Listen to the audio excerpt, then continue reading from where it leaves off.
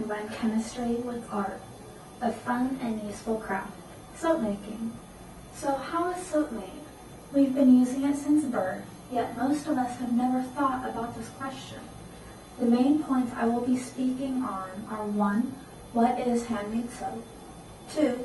Necessary safety precautions needed when making soap. And 3. The procedure of making cold process soap. So what is handmade soap?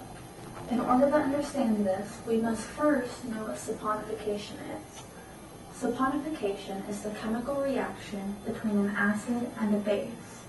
In soap making, oils or fat are your acid, and sodium hydroxide or lye is your base. The oils and lye are combined to create soap. After this chemical process, these two ingredients turn into soap and glycerin. You have to calculate the amount of lye needed to saponify the oils. You do this with a lye calculator. You simply input the oils you want to use, and it tells you how much lye and water you need to create a balanced recipe. With too little fat or oils, the soap will be caustic because there will be leftover lye. With too much fat or oils, the soap will be very soft because there will be extra oils that weren't able to react with the lye. Once you have a recipe, you're ready to begin the actual soap making procedure. First, you need to prepare the lye solution by measuring your lye by weight and measuring your water by weight. You add the lye into the water very carefully and stir until the lye is dissolved. Keep in mind that the reaction alone will cause the solution to heat up to more than 200 degrees Fahrenheit, so be careful and make sure your container can withstand the heat. Set the lye solution aside to cool. Now you want to prepare your oils.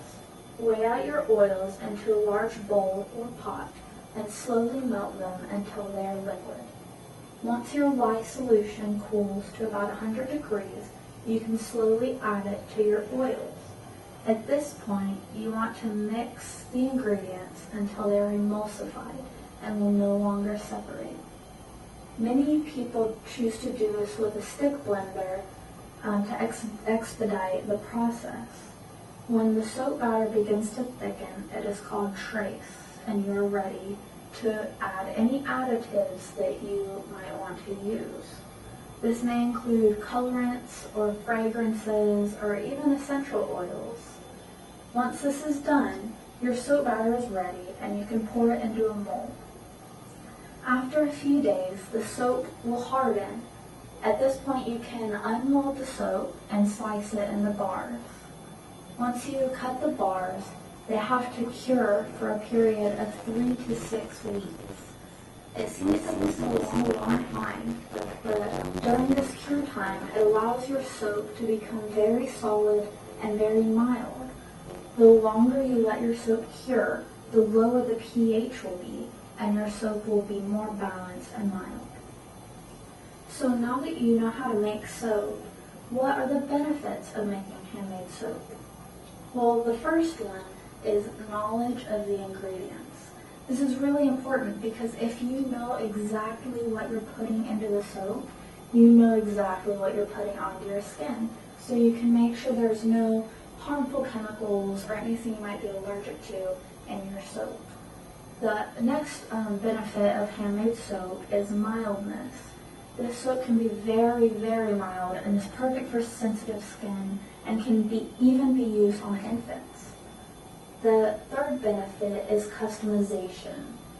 You can add anything you want to your soap, from colorants and fragrances to beneficial oils that can be very good for your skin.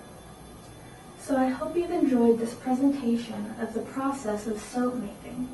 Now you know some of the benefits of handmade soap, the terminology, and even the science behind it. Next time you see handmade soap, you will know how it was made and how much effort was put into its creation. Soap making is truly an art form that can be appreciated for its beauty and usefulness.